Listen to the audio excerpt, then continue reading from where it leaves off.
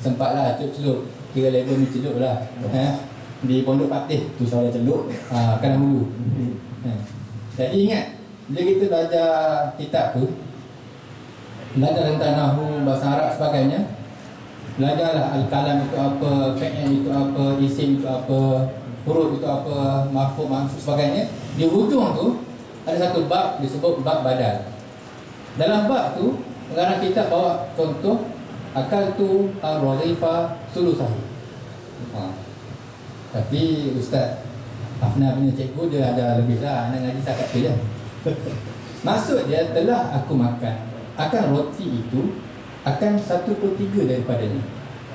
Jadi Ustaz saya pun syarah lah dari segi nahwunya, mengapa, mana fi'ilnya, mana fa'ilnya, mana maksudnya. Tak selesai bab i'rab sebagainya, dia tanya pada saya,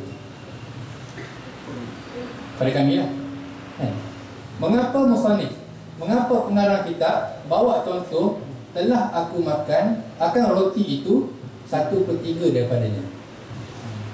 Kalau kita kan dapat satu roti, abang cakap makan habis. Kalau staff ni mungkin dia bagi 2 dengan isteri pertama dia. Bukan. Mungkin ada orang lain bagi 1, ambil kawan lain punya. Tapi mengapa dia jawab 1/3 telah aku makan? Jadi itu guru besar pada kami. Ini musannif nak ajar pada kita. Kalau kita dapat kuih ke, roti ke, RM1 ke, RM10 ke, kita kena bagi 3. Satu bahagian kita makan sendiri, satu bahagian kita bagi kawan kita, satu bahagian lagi kita simpan. Bagi 3. Jadi bila saya belajar tu, saya amat sampai sekarang lah. Dan bila saya belajar ekonomi pun, inilah model ataupun sistem pembelanjaan poket. Rakyat baik, kerajaan baik, keluarga baik, kita kena bagi 3. Dapatlah BRIM 500 ke, dapatlah gaji 5,000 ke, dapatlah bonus 50,000 pun, kita kena bagi 3. Bagi 3, satu bahagian kita makan, satu bahagian kita belanja, satu bahagian ni kita simpan. Jika kita makan semua, itu tamak lah. Tamak lah, makan semua ni. Macam moderator je lah. Dia kurang gitu lah.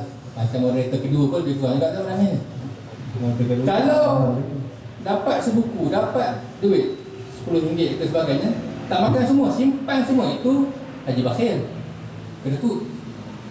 Kalau kita bagi semua, itu iman Sayyidina Abu Bakar lah. Tapi kita pula lapar nanti. Jadi hak idealnya bagi 3. Sekarang saya nak masuk isu utama dalam ekonomi negara baik, ekonomi rakyat baik. Saya simpulkan dalam bentuk 3B. Moga bagi soalan 3 saya jawab dalam bentuk objektif lah. 3B, mudah. Bazir, boros, bazir, bocor, berhutang. Kerajaan, perpanjangan kerajaan, siapa yang tak boleh kata? Pembaziran yang dilakukan oleh kerajaan, segala bentuk perbelanjaan oleh pemimpin-pemimpin negara. Bocor, ketirisan perbelanjaan kerajaan. Dan berhutang. Berhutang ini sampai ke peringkat sekarang ini, hutang yang ditanggung oleh kita akibat daripada perbelanjaan kerajaan persekutuan sudah lebih 50% daripada nilai KDNK. KDNK itu bapak faham je lah kan, biasa dengar KDNK kan. Tapi nak sebutnya, kalau kita ada gaji 10,000 ataupun gaji 1,000, 50% tu untuk bayarkan hutang saja. Maknanya sangat tidak berhemah lah dari segi belanja. Itu kerajaan 3B. Rakyat pun sama, poket rakyat pun sama juga. Rakyat sekarang ni pun banyak kita belanja pada perkara-perkara yang tidak perlu. Kalau nak bayar tuition, bayar kelas ngaji, bayar yuran pasti 100 pun berkira-kira, bertangguh-tangguh. Tapi bayar escrow sebulan 100 lebih, boleh bayar. Kalau nak pakai handphone sekadar SMS, WhatsApp dan sebagainya, boleh pakai handphone Oppo bulan ni. 500, 600, Samsung bawah 1,000. Tapi student anak-anak kita kat U pun pakai iPhone harga 1,000, 2,000. Bazir. Bocor ni, kalau kerajaan tiris, kita ni bocor bila mana tidak ada simpanan. Orang Melayu ikut kajiannya, kalaulah pendapatan itu tidak sampai separuh bulan simpanan masing-masing. Tuan-tuan boleh cek dalam akaun masing-masing. Musuh kita dalam Islam ada pensyariatan pergi haji. Kalau tidak ada syariat haji itu, Islam tidak ada simpanan kita. Kawan-kawan kita kaum Tionghoa biasanya 3 bulan, 6 bulan simpanan. Apa-apa berlaku, dibuang kerja, perniagaan tidak untung, 3 bulan masih lagi boleh hidup dengan simpanan. Orang Melayu kajiannya tak sampai setengah bulan. Setengah bulan. Kena buang kerja ke, gawat ke sebagainya, memang kita mudah kerana tidak ada simpanan. Dan yang lebih malang ialah sikap rakyat yang sekarang ni suka berhutang. Berhutang ni beranak daripada belanja yang tidak cermat dan banyaknya ketirisan ataupun bocor-bocor tadi lah. Jadi itulah, saya nak simpul sini 3 isu utama ekonomi negara dan ekonomi rakyat dalam bentuk 3B: bazir, bocor, berhutang. Jadi 3 ni ubat dia kena bagi 3 tadi lah. Kalau kita belanja, kerajaan belanja dan dapat pendapatan, dapat cukai GST sebagainya, belanja terus, tidak ada simpanan, maka terpaksa buat GST. Kalau kerajaan ambil sikit, agih sikit, simpan sikit, insya-Allah pengurusan ekonomi dan sebagaimana yang telah dinikmati oleh rakyat negeri Selangor dan rakyat negeri Penang, saya kira, dan dari segi pengurusan kerajaan negeri, orang kerajaan negeri yang lebih berhemah. Jadi 3B ni jawabnya kena makan cara bagi 3 lah. Kalau Ustaz Afnan mungkin lepas ni dia bagi 4. Wallahualam. Assalamualaikum. Adakah GST itu hasil daripada 3B yang tak?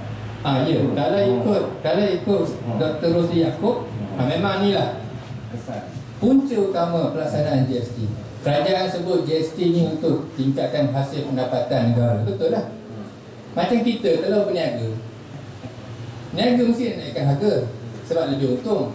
Kalau niaga sebut naik harga lah lebih baik kerana lebih hasil kepada peniaga. Yang kita pengguna akan sengsara. Kerajaan sekarang ni bila mana melaksanakan GST, dia bersifat seperti peniaga dengan pengguna. Kita bayar lebih, dia kata dia dapat commission lebih, dapat daripada poket-poket kita. Saya boleh sebut sini, punyalah kerajaan sekarang ni nak kepada sumber hasil. Pendapatan kita dicukai, betul? Cukai pendapatan. Anak-anak ibu-ibu bapa belajar tinggi-tinggi, belajar kerja hebat-hebat, dapat gaji besar, dapat bonus besar, dicukai oleh kerajaan. Peniaga dapat untung besar, dicukai oleh kerajaan. Cukai pendapatan. Kita berbelanja, sekarang ni kita belanja akan dikenakan cukai pada 1 April 2015. Cukai GST. Belanja kena cukai, pendapatan dah kena cukai dah, belanja kena cukai pula. Simpanan kita menyimpan di tabung haji, amanah saham dan sebagainya. Simpanan-simpanan itu dipinjam oleh kerajaan sebenarnya. Kerajaan pinjam duit kita tu untuk biayai projek-projek pembangunan kerajaan melalui penerbitan bon-bon atau pinjaman-pinjaman kerajaan. Mana katanya kita lah, poket kita lah kan? Pendapatan kita dicukai kerajaan, perbelanjaan kita dicukai oleh kerajaan, simpanan kita dipinjam oleh kerajaan. Maka nak katanya poket rakyat ni ialah poket kerajaan tu ialah poket rakyat. Kalau kita bocor banyak, dia lebih. Dia lebih banyak. Boleh kot? Allah maklum, dah tu lah. Adik pusingan pertama. Tuan-tuan, sebelum kita pergi pusingan kedua, tuan-tuan boleh seluruh poket masing-masing. InsyaAllah kita Dewan Muda Negeri Pulau Pinang, sebagaimana mungkin ramai yang dah tahu, kita ada satu sekolah rendah Islam Bahrul Ulum. Jadi Alhamdulillah 2015 setelah kita beroperasi selama 10 tahun lebih kurang, dan 2015 ni kita ada bangunan sendiri dan Alhamdulillah berkuantiti. Dia ada di kalangan tuan-tuan dan perempuan semua di sini, ada anak-anak yang bersekolah di situ. Dan untuk meneruskan lagi, kami punya aktiviti persekolahan, dan penambahbaikan bangunan dan sebagainya. Kita memberi peluang lah kepada tuan-tuan semua untuk menambah saham di poket akhirat, insya-Allah. Jadi di belakang kita ada sediakan tabung yang tersedia untuk tuan-tuan dan puan-puan semua untuk menambah saham di poket akhirat, insya-Allah. Jadi kita dah dengar tadi saudara Syahid sebut tentang 3B. Kemudian kita ni duk geram ni. Dulu isi minyak 2 kupang. Oh, seronok betul. Bubur RM15. Tak perlu penuh. Lama ni tunggu. Biasa sekejap. Saat lah ni lepas satu emas. Rasa sekejap pula bubur RM15. Geram betul. Jadi soalan kepada ahli panel yang pertama ni, kita sebagai rakyat ni, macam mana kita nak menghadapi situasi ni? Apa tindakan kita dalam kita menghadapi suasana ekonomi yang tidak menentu sekarang? Macam mana? Soalan tadi macam mana? Macam mana kita sebagai rakyat ni? Rakyat nak buat. Rakyat nak buat. Kenapa? Takkan redha tu. Ikut dia lah, naik minyak naik lah. Jenis minyak juga. Naik turun minyak nasi Dia dah. ada interest tu. JS buat jauh daripada betul lah. Barang naik ke? Itu. Baik, terima kasih pengurusi dan sahabat saya, saudara Syahid. Rasa tak puas pasal dia daripada KL, daripada Kuala Lumpur. Dia cakap sikit saya. Tak apa, pasal kita dah cakap pasal roti, lepas tu 3B. Jadi lepas ni kita kena bagi lebih. Orang putih panggil pelekoh. Pelekoh bagi cakap banyak sikit. Kalau kita ada sejam 10 minit ni. Baik. Tuan-tuan sekalian, dalam Al-Quran, ayat-ayat yang menyentuh tentang pengurusan aset dan harta, dia hanya berbelah-belah ayat. Berbelah ayat. Dia dalam bab harta benda ni, dia asas dia yang pertama, harta ni atau yang disebut dalam Qurannya amwal ataupun mal. Mal ni harta, amwal ni harta banyak lah. Harta ni asal harta ni milik Allah, milik Tuhan. Mana hak kita ada ni, kereta, motor, duit dalam poket kita yang kita nak selup bagi dekat sekolah 1,000 tadi, duit dalam bank, hak kita bagi dekat isteri, bagi dekat anak. Semua yang kita ada ni, yang disebut oleh saudara Syahid tadi, ada 3 tu, semua tu hakikat asalnya harta ni Allah punya. Minyak yang ada dalam dasar laut yang kerajaan ambil cari gali, Allah punya. Emas yang ada, Allah punya. Biji timah yang ada, Allah punya. Kelapa sawit yang ada, Allah punya. Segala hasil mahsul bumi yang ada di atas bumi ni, hakikatnya Tuhan punya Allah. Manusia ni tugas dia apa? Manusia ni tugas dia menguruskan harta tadi. Menguruskan ni dalam Quran disebut apa? Khalifah. Inni ja'ilun fil ardi khalifah. Mana manusia ni tugas dia menguruskan harta benda tadi. Sebab tu kalau harta kita dah, orang yang rumah kena pecah masuk, motor kadang kawan kita motor hilang, kita akhir sekali buat jalan tak di rezeki aku. Mana bila kita anggap harta tu Allah punya, maka bila kalau dia hilang, tak apa, Allah ambil balik harta. Jadi kita lebih terubat. Tapi kalau kita harta ni kita punya sampai bila hilang daripada kita, maka kita rasa sangat kecewa, sedih. Ini konsep. Bagi kerajaan ni pengurus kepada harta, pengurus sumber kekayaan. Maka nak urus sumber kekayaan, sumber harta, sumber aset ada ni, dia mestilah berpandukan kepada apa yang Islam dah tetapkan, Islam dah gariskan. Baik, terutama fungsi. Yang kedua, apa yang rakyat nak kena buat? Sebenarnya saya nak tanya tuan-tuan, siapa yang tetapkan ada GST? Siapa dia? Siapa dia? Ditanya semua ni kena jawab lah. Yang putuskan ada GST ni siapa dia? Saya nak jawab. Tanya sana. Sibuk nak jawab dulu. Dia tak mau jawab. Mereka dapat tertarik kot, tak jawab. Yang putuskan, yang buat keputusan laksana GST ni siapa? Tak jawab, susah juga. Barisan Nasional. Kerajaan lah. Yang diketuai oleh Datuk Seri Najib Perdana Menteri. Yang menentukan harga minyak naik turun siapa? Kerajaan. Semua ni ditentukan oleh kerajaan. Siapa yang dalam kerajaan tu? Orang-orang politik yang menang dalam pilihan raya, yang dipilih oleh pengundi, oleh rakyat dalam pilihan raya.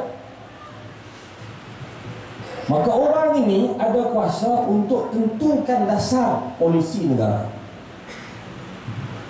Dia nak naikkan harga minyak, dia boleh naik sebab ada kuasa. Dia nak turunkan harga minyak, dia boleh turun sebab ada kuasa. Dia nak buat cukai itu, cukai ini, dia boleh buat sebab ada kuasa. Sebelum ni kena bayar cukai pendapatan, income tax. Sekarang ni naik GST. Ada orang sebut GST ni government service tax. Sebenarnya GST ni goods and services tax. Goods ni barang dan servis perkhidmatan. GST ada tadi Tuan Menangan sebut tadi, gasak sampai tuli. Masuk sampai petak tu. Tak tu silap ulama. Tuli okey lagi, terperak tu. Terperak tu. Baik. Maknanya bulan 4 ni kita cukai pendapatan pun kena bayar, GST pun kena bayar, satu lagi apa? Zakat pun kena. Kalau orang Islam. Orang yang non-Muslim ataupun not yet Muslim, bukan belum Islam, dia hanya kena bayar satu. Sebelum ni lah cukai, income tax. Kita zakat kena bayar, income tax nak cari. Oh, kalau jumlah zakat tidak melebihi jumlah cukai, zakat pun bayar, cukai pun bayar. Dua. Nampak? Sedap lah, sedap ataupun tidak kita benar. Main bulan 4 ni 3. Hak zakat tu wajib lah, tak usah fikirkan tu benda perintah Allah. Cukai pendapatan kena bayar, GST pula. GST tak tadi, saudara Syahid sebut tadi. GST ni dua cukai pula.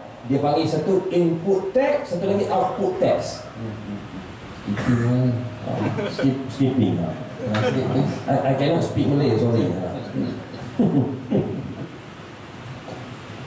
Input tax, output tax. Bahasa mudah, orang niaga dan masjid, syarikat besar, dia beli barang dengan pembekal, supplier. Harga barang RM100, campur GST 6%. Jadi RM6 tak? Jadi RM106 kena. Dia pula dah beli barang, dia jual RM1,000. RM1,000 dia pun kena GST. Tambah 6% jadi RM60. Jadi RM1,060. Maknanya bukan 60 campur RM6 tadi. Jadi RM60 jumlah GST yang dia kena. Nampak? Hang beli barang pun hang kena bayar, hang jual barang pun hang kena bayar juga.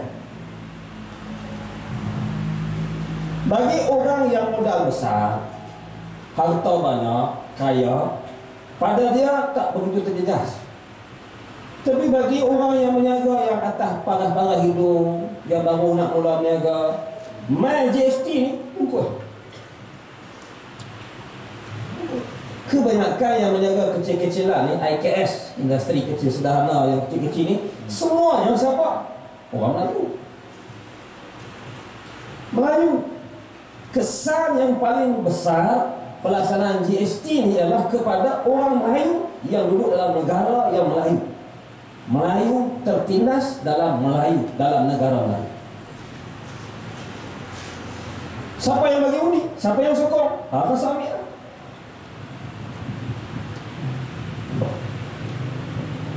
Maknanya di sini ada hubungan antara kuasa politik dengan kestabilan ekonomi. Naik turun ekonomi ada kaitan dengan politik. Naik turun ekonomi ada kaitan dengan akidah. Kadal faqru yakunu kufra. Kefakiran, miskin, fakir boleh membawa kepada kekufuran. Kerana ligan nak kerja, ligan nak duit, nak bayar yuran sekolah anak, yuran tuition, yuran ngasuh, pampers, susu, bil elektrik, bil telefon, sewa kereta, sewa rumah. Maka dia tak dan semaya, tak dan mengaji, Quran tak kenal, jauh daripada Tuhan, dahlah miskin, kufur pula. Ini kesan daripada sistem yang ada sekarang.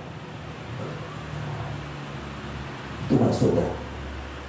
Tambah dengan GST, lebih-lebih lagi lah terlibat. Tak betul tu Ustaz cerita macam tu, kerajaan ambil tapi dia bayar balik. Ada barang-barang hak kena GST, bayar, kita bayar kerajaan, esok kerajaan bayar balik, dia claim kemudian. Betul dia bayar balik, tetapi bayaran hanya dibuat dalam tempoh 3 bulan. Paling cepat. Bulan ni akaun kita ada, bulan depan kena bayar kat kerajaan. Hak bulan lepas punya. Bulan ni bayar bulan lepas punya. Nak dapat tu balik 2 bulan. Campur sebulan 3 bulan. Mana duit kita, poket rakyat, kerajaan ambil buat modal pusingan 3 bulan baru bayar balik. Tu bahasa mudah, betul saudara saya sebut tadi. Poket kita adalah poket kerajaan. Kerajaan tak ada duit. Sebab apa tak ada duit? Kerana 3 bidang. Boros, bocor, bengok. Apa dia betul dia? Butang. Silap sebut dia. Sedangkan tuan-tuan cuba tengok, Islam dah tunjuk dah contoh terbaik. Contoh hidup hak paling kita senang tengok, tak ada tempat lain tadi. Panel kita sebut Kelantan. Turun Yazid almarhum. Ini contoh yang paling baik. Dulu pas Perintah Kelantan tahun 90 Musi UMNO ni kata Ustaz Tok Perintah Kelantan 3 bulan mampu kerah Kelantan. Tok Lebah pakai piyah balik semota, Selebah pakai loboh, reti ke kereta 3 bulan lah mampu. Sekolah Kelantan orang kata juga fungsi orang Kelantan ni translate. Maknanya 3 bulan minta terterak. Dulu orang kata kat turun Aziz 90, sekarang 2015 25 tahun sampai hari ini kekal tak berat Kelantan. Kenapa? Matlamat akhir pembangunan di Kelantan redha Allah. Turunnya Aziz, dia bukan saja membangunkan negeri Kelantan, dia membangunkan hati rakyat di Kelantan. Membangun bersama Islam. Model dah ada. Maknanya ni kalau rakyat, apa rakyat nak buat, tak senang dengan GST, rasa tertekan, sempit, hutang bertambah, tak pernah ada simpanan, berhutang sana berhutang sini, hidup hantu hala. Apa nak kena buat? Rakyatlah yang kena tukar kuasa perintah. Kenapa kena tukar? Kerana kita sempit, kerana kita miskin? Bukan. Kita tukar kerajaan, tukar pemerintahan kerana nak menyelamatkan akidah umat. Kerana ekonomi yang ada ni, GST sebagai ini, akhirnya memberi kesan kepada akidah. Bukan setakat beri kesan kepada poket rakyat, tapi kepada akidah yang akan jadi tunjang yang akan Allah persoal akhirat esok. Maka apa yang rakyat kena buat? rakyat kena berusaha ubah dasar pemerintahan. Jadi kita hari ini malam ni tak cukup dengan main saja, mesti keluar daripada majlis ni, tolong cerita ke orang, tersampaikan kepada orang. Buatlah setakat mana yang kita boleh. Buat setakat mana yang kita boleh. Contoh yang ada restoran lagi, kita ni habis. Inilah ni. Kena bagi kesimpulan lah. Sekali kita ada soalan. Oh, saya kira soal jawab. Kalau ada soal jawab, nak ambil berhenti lah ni. Okay, sekian terima kasih. Orang menuju dia. Kadang-kadang dia kena break menuju lah. Kalau dia tarik hati sikit. Sekian. Oh, tidak. Kita dah ada model kita, model yang telah terlaksana. Saya rasa kita di peringkat PAS pun kita ada satu model yang kita buat untuk negara. Yang tu yang dekat kat sana peringkat negeri. Yang sebab kita ada kuasa, kita boleh buat. Dan PAS telah memberikan satu model yang akan dilaksanakan apabila dapat kuasa pemerintah, iaitu dokumen negara berkebajikan. Dokumen negara berkebajikan ni saya mempersilakan saudara saya untuk Polisi mesti menunjuk gitu ya. Buat tu pasti bola.